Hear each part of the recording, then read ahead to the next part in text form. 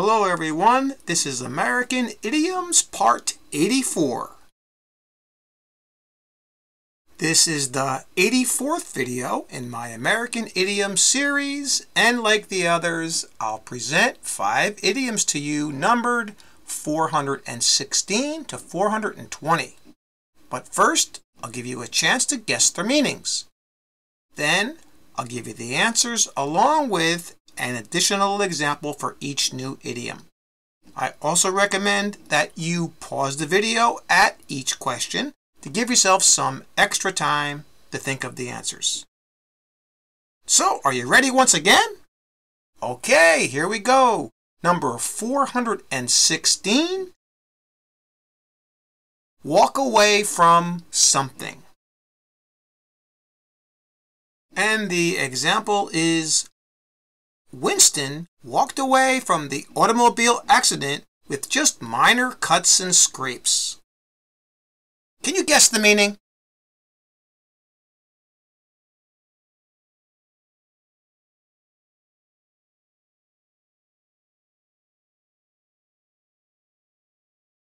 And the answer here is B, to come through an event suffering no serious harm or injury. That's what it means in this particular context. Like in our example, Winston was able to get through his automobile accident, to get through this event by suffering no harm or injury, right? He only had minor cuts and scrapes, okay? He was able to walk away from the accident, all right? This is how it's used in this particular context. Like the next example.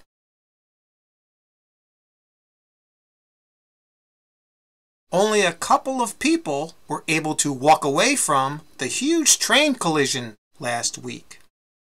All right, we have another example of a bad accident, this train collision, and only a couple of people were able to, let's say, survive it or walk away from it with, let's say, in this case, it's probably the same situation where they weren't hurt too bad. But it seems like from this example that many other people were hurt bad.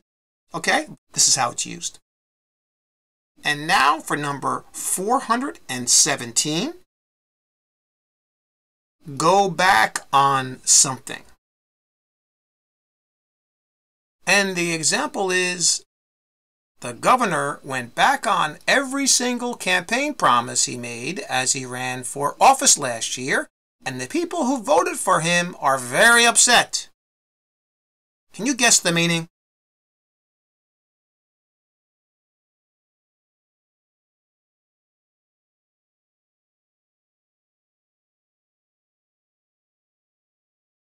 And the answer here is C.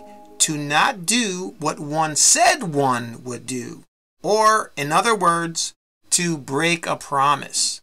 That's what happened in our example. The governor here made many promises during the campaign, right? And the people who voted for him are very upset because he went back on them all. He broke all of his promises, or he didn't do what he said he was going to do. All right? That's what it means if you go back on something. All right? Like our next example.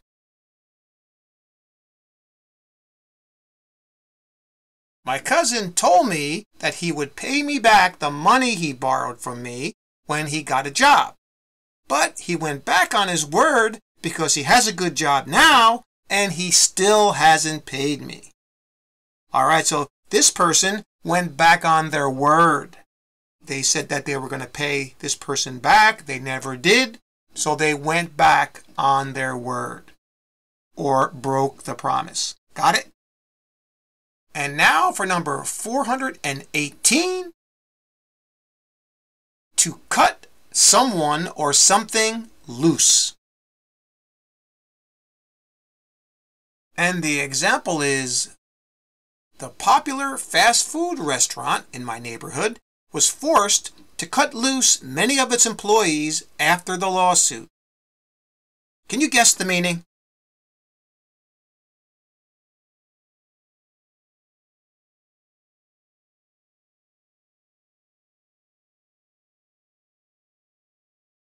And the answer here is B, to remove, release, or free someone or something from something else. That's what it means in this particular context, where the restaurant had to release their employees because they were sued. So they cut them loose, as we say. All right? Like our next example.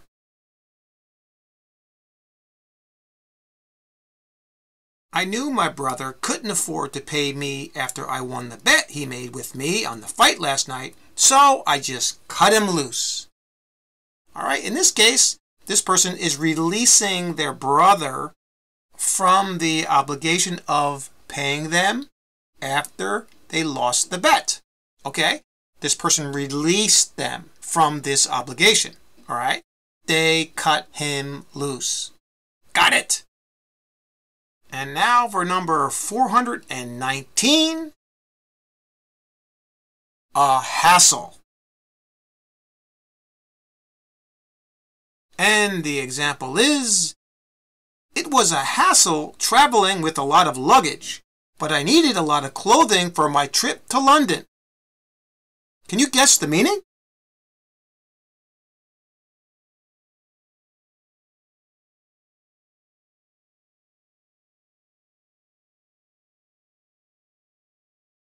And the answer here is B, a situation causing trouble or difficulty. That's what it means if something is a hassle. Like our example. Person was traveling with a lot of luggage. It's a hassle, right? It's a difficult situation. It's causing a lot of trouble. You have to carry all these bags, right? So that's what a hassle is. Like our next example.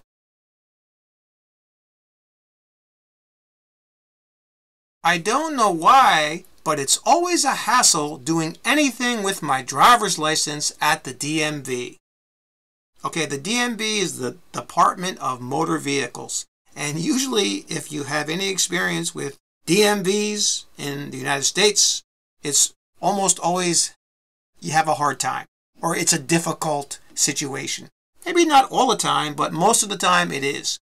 And that's what they're referring to here. It's a hassle. Whenever they have to renew their driver's license or change something, they usually have trouble.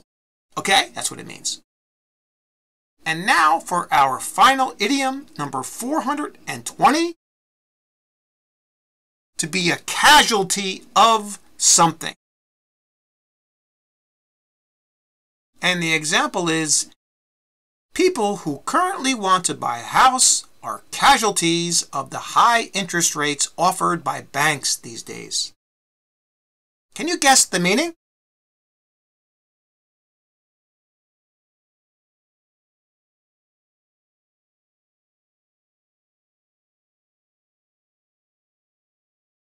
And the answer here is A, to be negatively impacted as a result of something. Like in our example. These people who are trying to buy a house, they are being negatively impacted by these high interest rates that the banks offer. Okay? The word casualty usually means that you're hurt by something. Okay? It could be an accident, could be a casualty of war, all right? But a casualty of something, right, is almost always a negatively impacted result of something. Okay? Like our next example.